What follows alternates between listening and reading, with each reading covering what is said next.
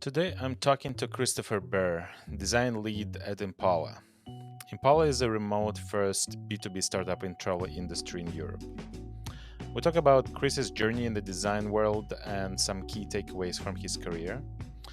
We also discuss the pros and cons of hiring generalists versus specialists and some consequences of these decisions and why so many companies, especially startups, look for unicorns.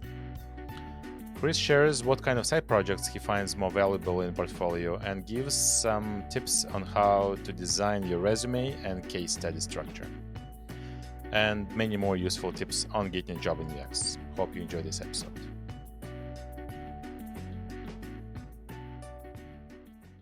Thanks, Chris. Thanks for taking time and joining me on this episode. It's a real pleasure. Thank you very much for inviting me on. Let's start with your overview of your current role and the company and what do you do there? Yeah, so right now I am heading up the product design team at travel startup Impala.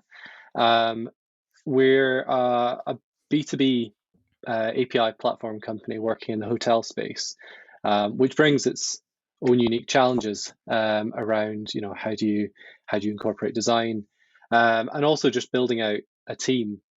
So whilst my job title is nominally design lead, I'm also responsible for scaling the team up, deciding on how we approach our design tasks, and looking at kind of a lot of process and interdepartmental ways of working.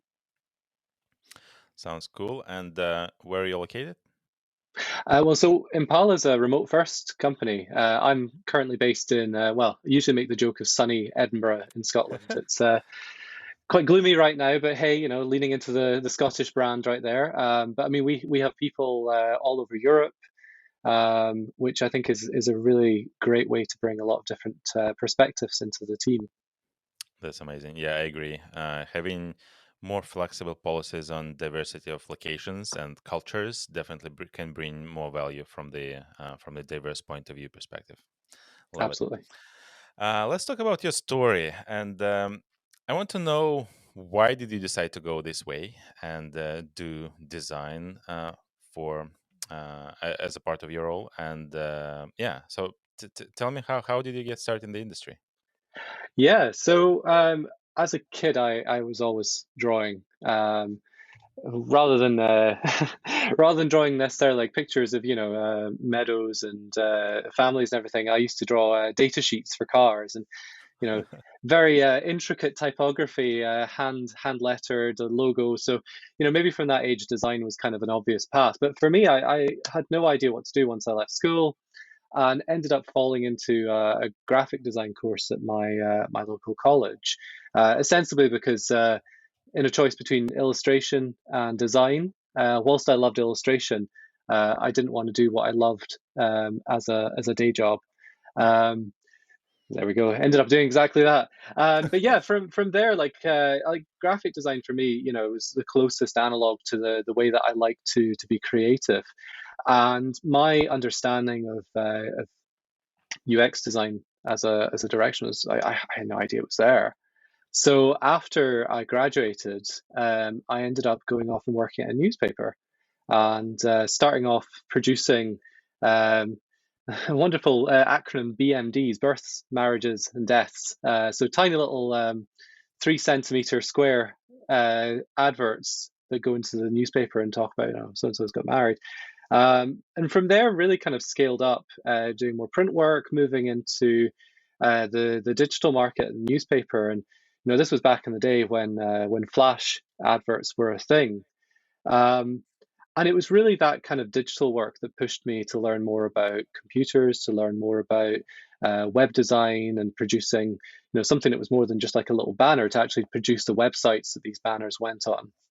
I got really lucky that a friend of mine from college owned a computer shop down the road, and he had a web web developer in residence, and that was really my first opportunity to start designing websites. And this was back in the day when this was all done in Photoshop, and handing over was sending over a JPEG. But from there, and really building up that experience of doing live projects and putting as much gloss and filters on a button as I could manage. I got my break working at a marketing agency um, to to join as a graphic designer, but actually ended up doing a lot of wireframing, UX, and build as well. And this is not anything that's going to necessarily put a proper web developer to shame, but building WordPress sites, sitting down with clients and discussing the usability of their website. Um, and I think that kind of gradual move from graphic design into UX design continued through to my role at Skyscanner. Amazing opportunity where I got to work with a lot of other designers. Initially doing like UI design. Again, the old processes that look so embarrassing now. Where we get the wireframes from one team on the other side of the building. We'd add our layer on top. But I think the big break was working with the amazing Brian and Steph Rieger, who joined the design team and really kind of upended what it meant to be a designer. And I think that was where my passion for what I suppose is now product design really came across. So they really pushed the idea that designers should be working hand in glove with engineers, that we should be understanding the opportunities of our medium, so whether that's web or native. Um, we did start working with Angular and coding. I mean, this was also the period of time where the unicorn designer was a thing, and hey, designers should be coding the front end. Um, and whilst like obviously, I don't think I have an idea of like what a designer should do, but for me, I really enjoyed that, like getting a chance to have much more of an engagement with the engineers in my team. And I cut my teeth working with an amazing UX designer, Jackie Hunter. And we really complemented each other. So I learned so much about UX design from her. I was looking after the UI on like the core part of the Skyscanner website, the results view. And yeah, really kind of like working with the engineers there to rummage around in the front end code. Hand in the air, I did accidentally crash conversion for the hotel part of the website once. That's yeah. If you've ever done an interview and you've had that, like, what is the biggest mistake you've made? That is absolutely the answer that I would give. Um, but yeah, like that to me, like that working with other people and learning from them has been the kind of fundamental tent pegs of when I've seen my career develop, and when I've kind of gone from thinking I'm going to work in this way to learning that there are other ways of working. And fast forwarding from there, from Skyscanner through to Kaluza and working in the energy market, and now Impala. um, I've seen kind of my career develop from the more I see, like doing stuff, role into to mentoring, coaching, and managing, and then really thinking about like how does a design team work. Um, but I think for me, like always trying to question, how is the best way to work, and how should I be learning from others is the way that I've tried to think, so that I can really update and keep my skills current. Yeah, that sounds yeah, lots of back there, especially like the flash memories. that Yeah, era of yeah, I wouldn't know definitely what to do. it definitely resonated and brought some memories. And it's kind of interesting how I feel like maybe my personal expectation, but the way you describe it, like I think we're aligned here. That the expected process and really how to design things have changed so much since that like phase of the industry.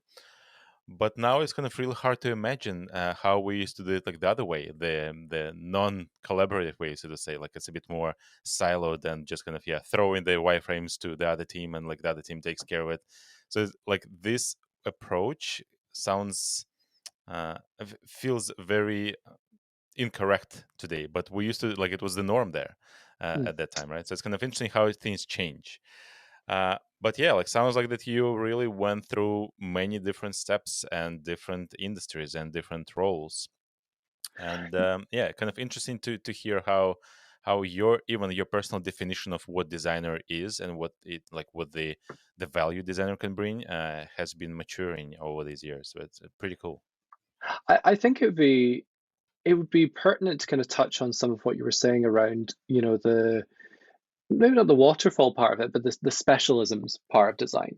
So in the past, I think that there was much more opportunity for somebody to be, a really, really good UX designer who then worked with a really, really good UI designer who then worked with, a front end engineer who, may have some design skills.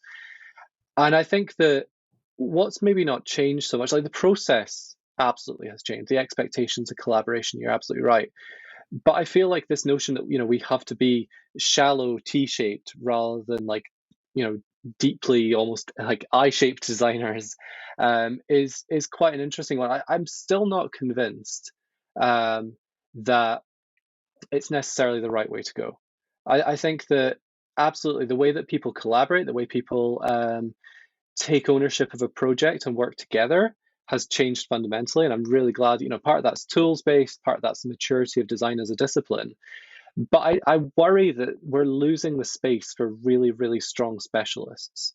And I think that decoupling the notion that you have a team who works well together and who is strongly aligned with the idea that a designer you should be able to take a designer and put them on any project in the company and they should be able to work in exactly the same way and they should be able to pick up everything from service design through to UI design Mhm. is a little worrying. There's always room for these kinds of roles, and as somebody who ostensibly aspires to be that kind of designer, I'd hope that role continues to exist. But I think that we shouldn't we shouldn't punish people who go really deep and do really well at one thing, because actually it's a massive loss to a company if you don't have those people, because there are always going to be very specific problems. And I think it's a responsibility of a good manager, a good leader of a design team, to first of all know if they need that kind of person, and then to put them to the best use if they find that they've got those kind of people. Yeah, and I think this is a great insight. I completely agree. I have also mixed feelings on this T-shaped, or now it's I think like M-shaped or like W-shaped, like whatever, like the multiple T's in one spectrum reality and like expectations. So, and I actually thought about this a while ago, and I was kind of curious. I was questioning like why this is happening, like really curious to understand the underlying reasons for that. And I talked to quite a few companies and quite a few, I guess, hiring managers who or recruiters who would be really kind of more involved in the role definition and job descriptions and all this stuff to really understand like why this is happening. And my conclusion so far is that it's just like the market, the new market reality when many more companies start, and like it's been happening for the last few years obviously, and it's also a good thing on the other hand. So the more companies realize that they need designers, and more companies really kind of getting into this market of hiring their first designer. And in most cases those companies are, especially with the startups and all this kind of the tech boom, right? So they just need one person who can do everything, and with the hope that maybe if the company succeeds and it starts growing, they will be able to expand the team. But the vast majority of the openings that I've seen, like in smaller markets like Vancouver, where I'm from, and actually quite a few cities in the states, especially the Silicon Valley, when the number of startups like exceeds anything else, exceeds the number of people, I guess, living there. It's not surprising that these companies are just obviously they're on a budget, so they cannot really hire like really deep specialists. And because if you go with the specialist route, right, you would have to have multiple people in this team who would own each of those verticals across like the whole design spectrum, design process spectrum. So I empathize with their situation that they want to get like one person who can do everything. uh, some would do everything, but like at least some specialty in a field. But yeah, I think it's just kind of the market reacts to that. It's now like the demand is higher for those folks who like from A to Z, like the whole thing. And obviously, you cannot be a deep expert in every single step of the process at the same time. So it's kind of, yeah, I don't think it's realistic to expect that. But it's kind of like this insight, this realization, and after I talked to those folks, kind of helped me empathize a bit more with why this is happening at least. And am I happy about this? I'm not sure that I am, but it's kind of also understandable why this is happening. And the secondary trend that I have seen, obviously not every company, but some of those companies who start with one person whom they expect to do everything, is that like as soon as it starts growing, this person, and assuming that they're senior enough to kind of know what they're doing, they would start building this practice and this design team within the team, and actually going a bit more specialized in some cases. Uh, Lots of like the big trend that I'm seeing right now, especially with all these online content companies, like when it's just like a part of every company now becomes this marketing piece with content. So, and like also the UX writing for the products, right? So it's content strategy, and UX writer is like one of those specialties in addition to user research, whom I actually seen quite a few companies hire dedicated specialists for that, which frankly I love, because UX writing is not my primary strength, which but it should be. I mean, it should be like a much I should be much better here. But that yeah, I agree. Like it's definitely the bigger market trend is that T-shaped is the way to go. Like lots of companies hire for this. But with the time, those companies they kind of progress and mature to realize the value of this, of having like a deeper specialty in different fields. And yeah, it's slower. Obviously, it's kind of more delayed change, but it's happening. It's happening. I kind of I'm a bit more optimistic on that. But I agree. I agree. Like it feels better when you work with like deep experts in different fields, and obviously they're not like completely ignorant to everything that happens outside of their expertise. But definitely, yeah, and it's easier to build trust when you're just definitely the expert in this particular vertical. That's totally true. No, I agree, and I think a lot of the issue as well stems from the ratios that you have within any kind of company. So if it's, like say 4 product managers, 2 designers, and 70 or 80 engineers, Yeah. like if you bring in an engineer and you're like, okay, I need this person to do really well in this area. If that problem goes away, or if the company focus shifts, you can usually repurpose that person. You've got a broad enough team that you can kind of balance and relearn. If you've got 1 designer or 2 designers, and you've brought in somebody who has a very strong UX focus, and then you suddenly need to revamp the UI. This is not something that can be done overnight. This is not something where you have to, hey, we'll just do this job and then that's it done. Like UI design done right requires somebody to be able to understand a lot of like how a good UI is put together. Um, but if that's a whole new hire, like you've reached your hiring budget for designers, um, then it's a bigger ask to add 1 more designer into that team than it is to add 1 more engineer. um, so like I can understand why teams want to have somebody T-shaped, because it's better to have somebody who can do like 4 things than 3 things. That's like bang for your buck.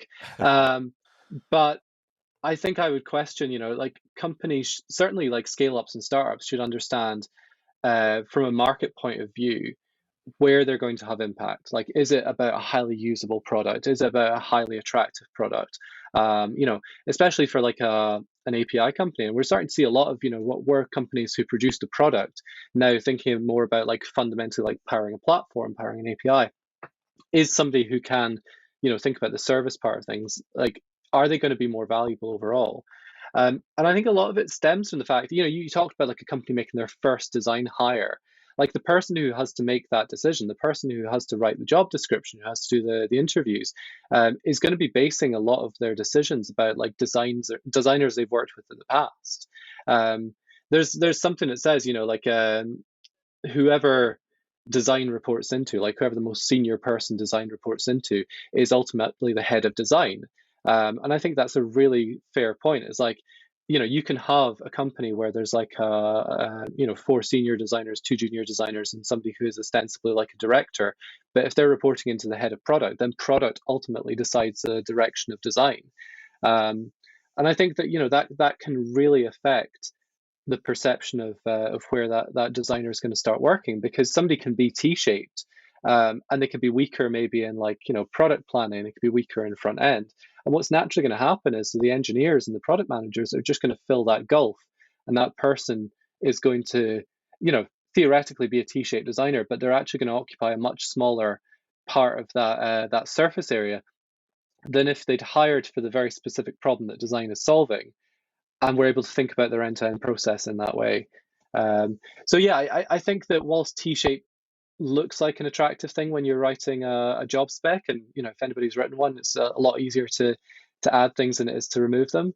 But yeah, I think that's something I've found. Thinking through all your previous steps and learnings, what you wish you knew when if you were to start a career today? Like what kind of key takeaways from the industry, from I guess different roles, maybe some red flags, or any tips that you could share here?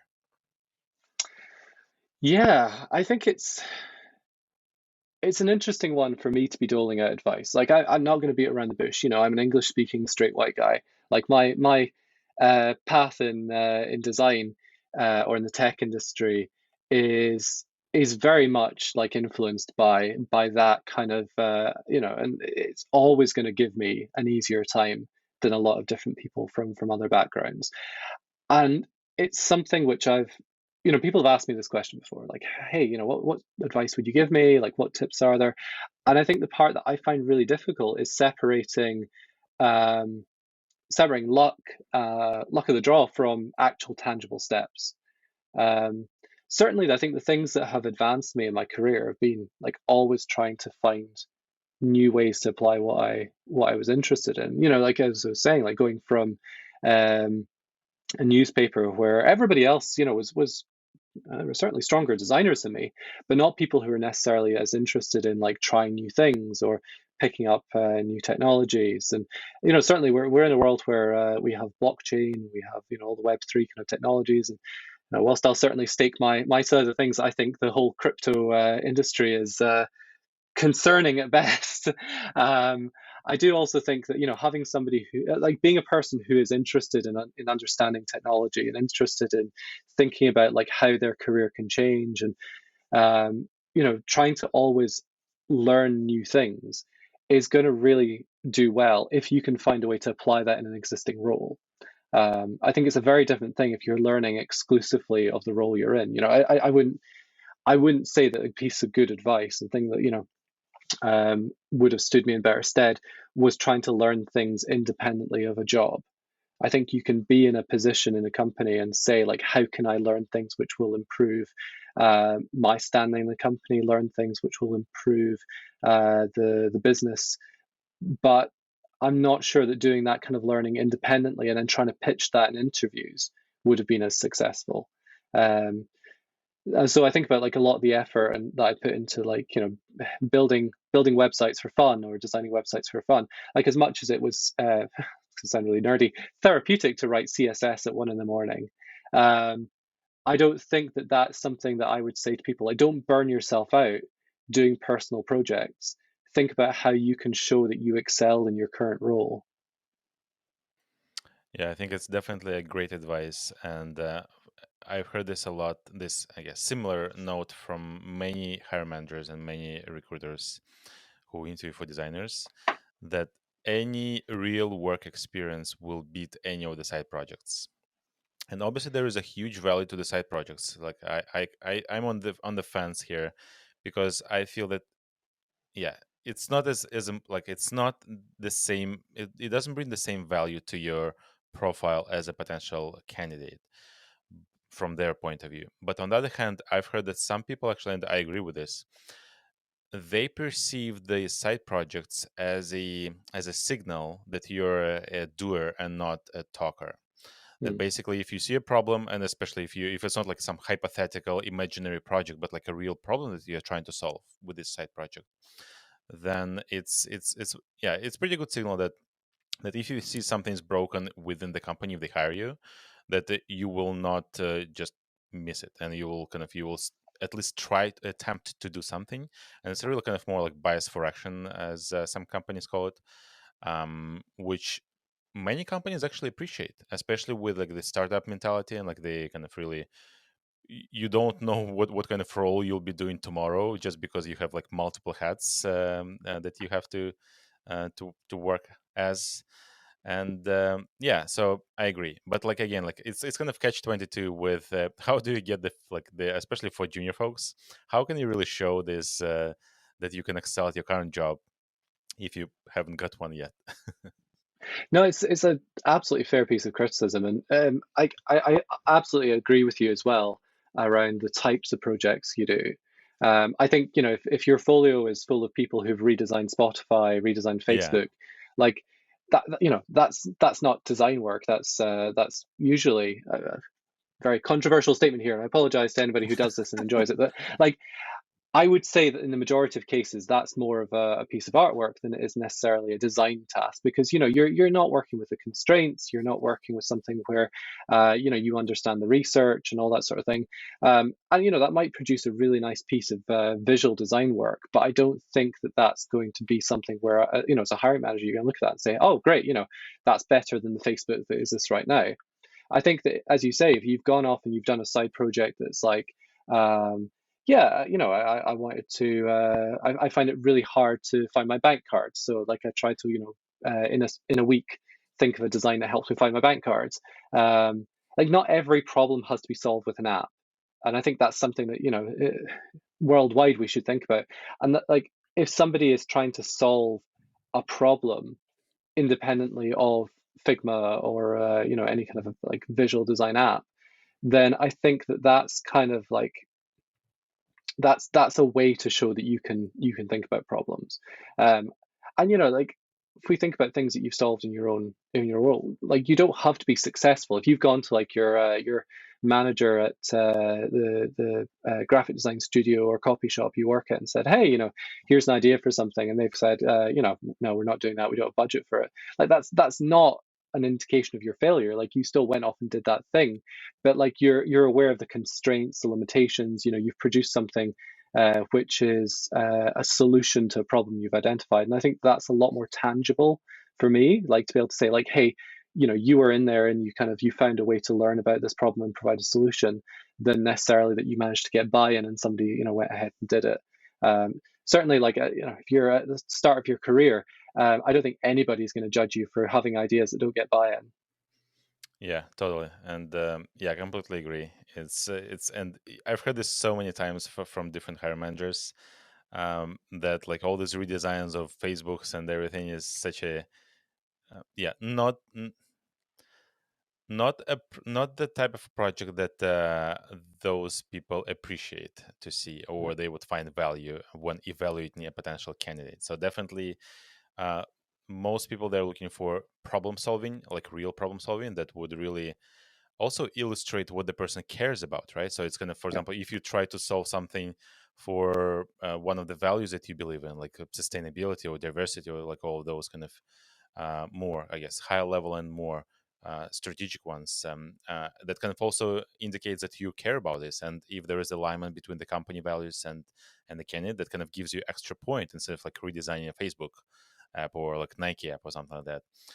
And Yeah, yeah, maybe if you're redesigning Facebook to not incite violence and discord, like that's yes, an awesome yes, thing. If you like, but that's I think that's very divorced from the idea of just like taking the existing UI and yeah. repainting it with whatever the current like glassmorphic trend happens to be.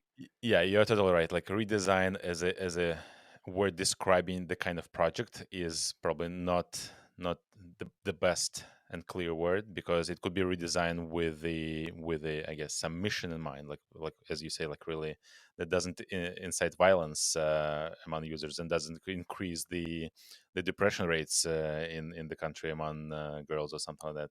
So that would be an interesting project actually to look at and to see how the person approaches the problem. Yeah, I agree with that.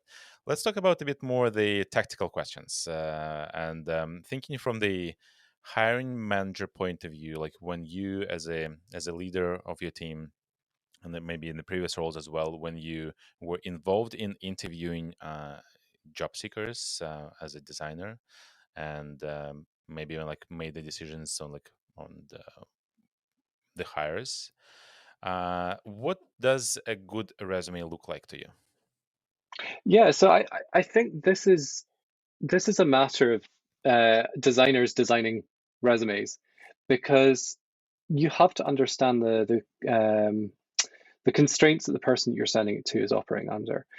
So I read something really great. It was a tweet by Gergely Orosz. It was about how hiring works at like Google versus hiring at a startup. So at Google, like their attrition rates are high enough that just to stay afloat, they've got to hire thousands of people every year. And actually, their processes are very much like, hey, let's just get people through the door, have a standardized process. So, if you're sending over CVs, like, you've got to fit in a box very well, but you've probably got a team of like, there's a hiring ops person, and there's a recruiter internally who's dealing with that, and maybe there's more opportunity to tailor that CV to really kind of stand out and make it clear.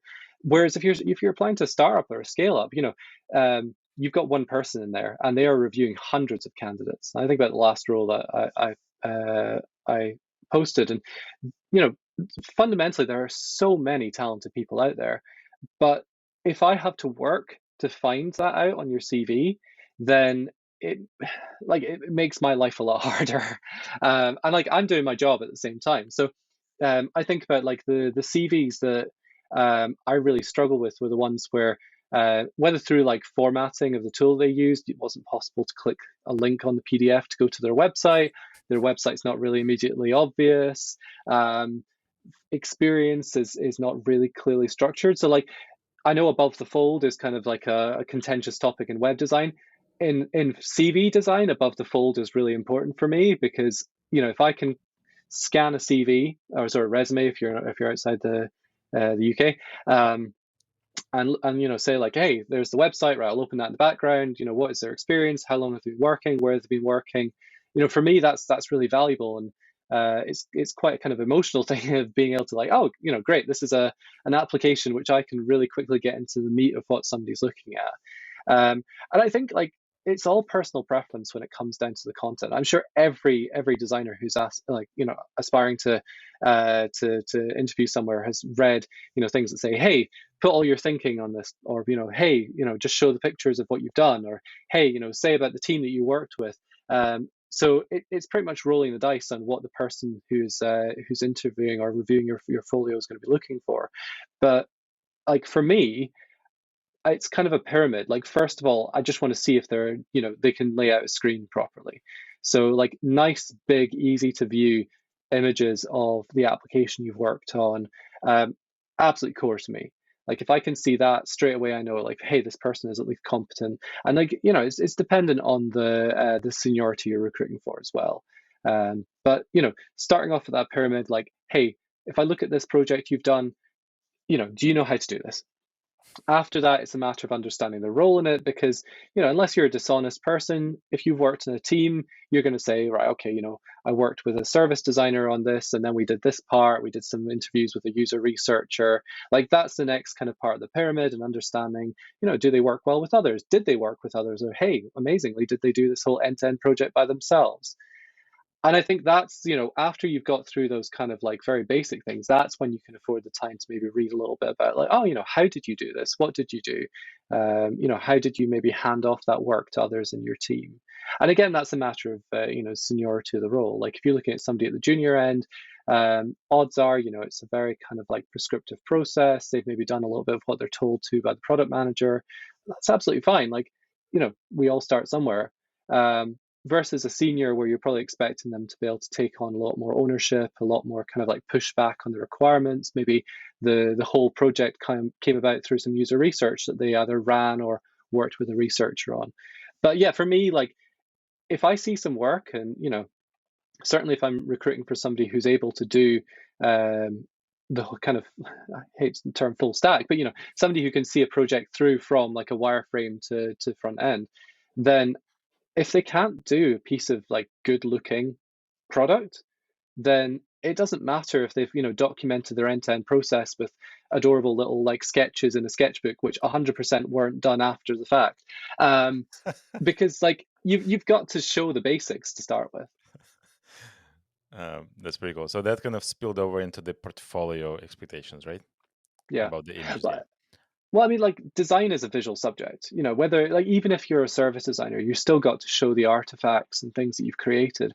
And like I think most of the things that you judge somebody on are in like the artifacts, the portfolio, and whether that portfolio is a PDF or whether it's a website.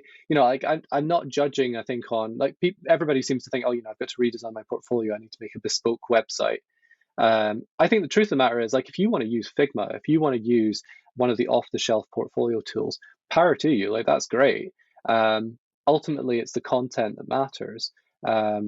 Maybe don't load, like, one of the things that I've really struggled with is somebody who had something like 44 megabyte images, and that definitely took a while to load. But if you can use a tool off the shelf, great. Like, I'm not expecting you to code unless that's in the job description.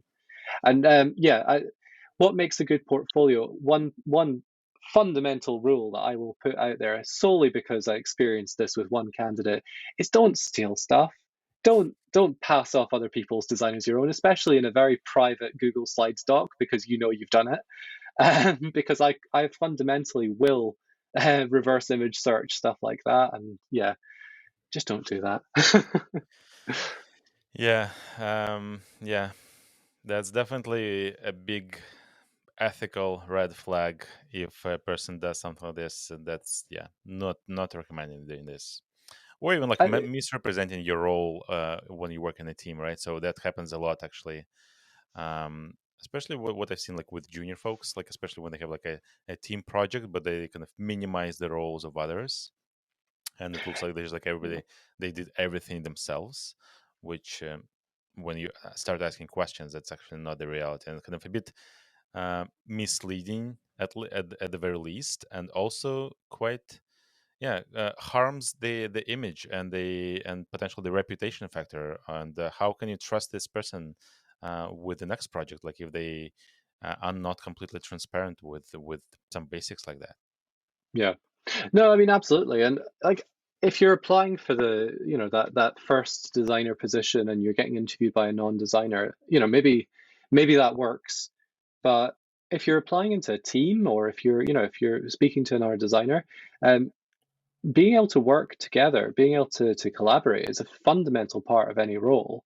And actually, like, you should be bigging up the fact that, especially at the junior level, that you worked with others. You should be really showing that you're not somebody who, disappears into Figma for a week and emerges at the other end with some screens. Like, to me, like, as a junior, you should be saying, hey, I managed to sit down for 30 minutes every week with the senior or lead on this project, and I went off and chatted to the product manager, and hey, fair enough, all these designs are just like based on stuff that they suggested, but they're consistent, they're coherent, and I learned all this stuff. Like, to me, that would be a very like humble kind of person who can say, I learned all this stuff and I made a better design as a result of it.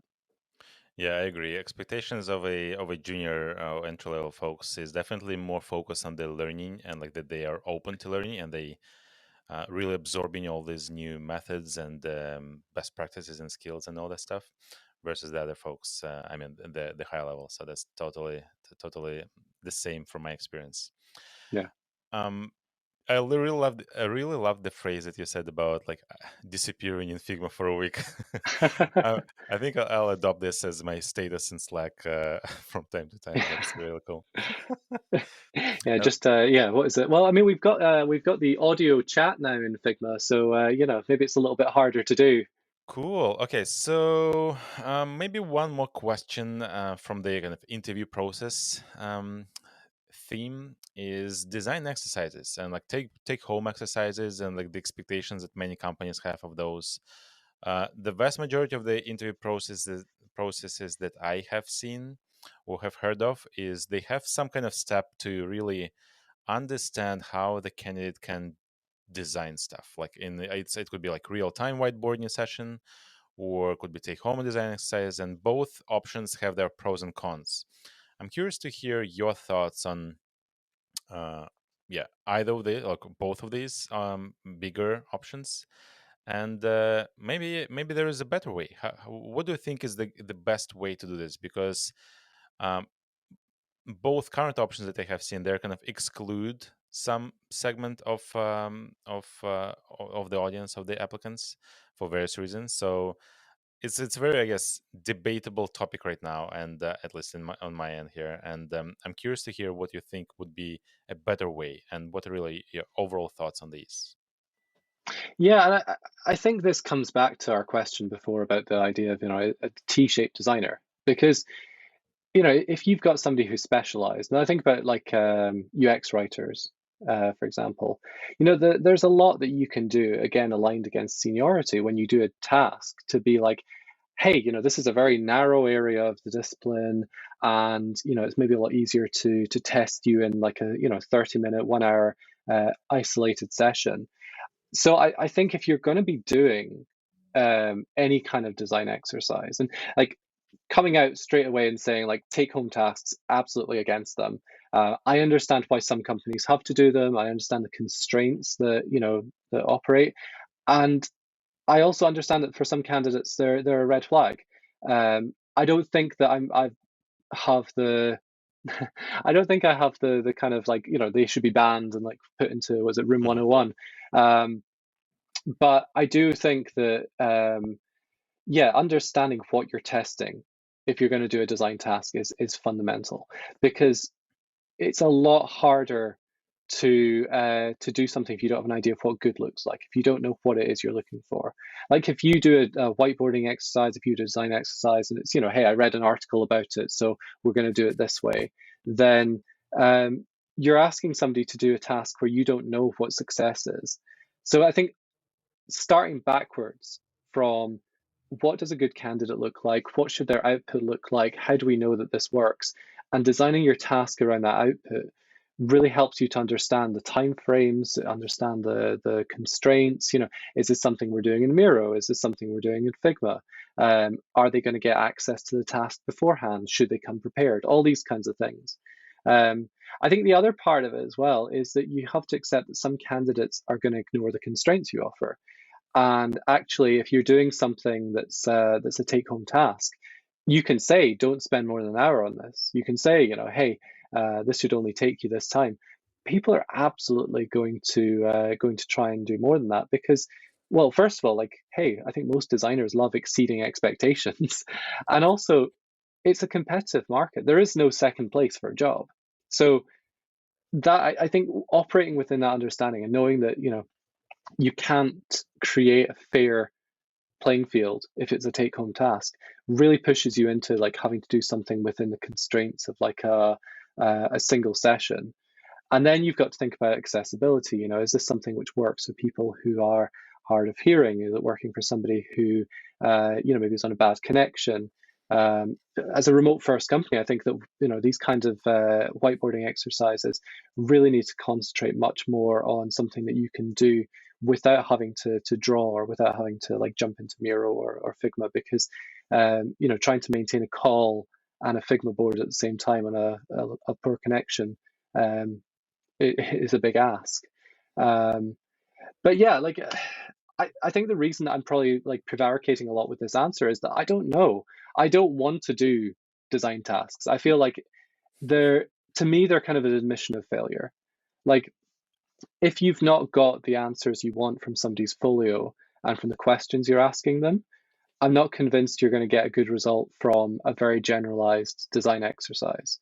If it's an attempt to just have like a step in your interview process, like a thing that you can go back and say, here's a really clear like example of how we know this is the right candidate. If you're a big company, maybe they're more important because you're interviewing a lot of people, and it is massively like, hey, we've got to pick between these 30 candidates who are all pretty much equal, so we want to have a lot of data points. I think at a startup scale, I don't think they're as important, because I just think that you're not going to get information you couldn't get from just talking to somebody. Yeah, I agree. But it's a really good point that you brought up about that.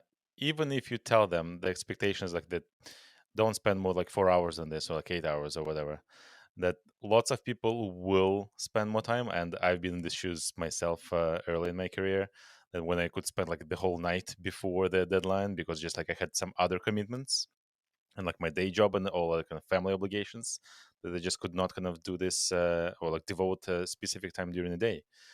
But thinking from the, I guess, diversity and inclusion point of view, right? So not every person would be able just physically to kind of have the luxury of spending so much time or like more time than others would, right? So it's already could create this imbalance of, if they have some I know, family to care about, and it's already kind of minimizing the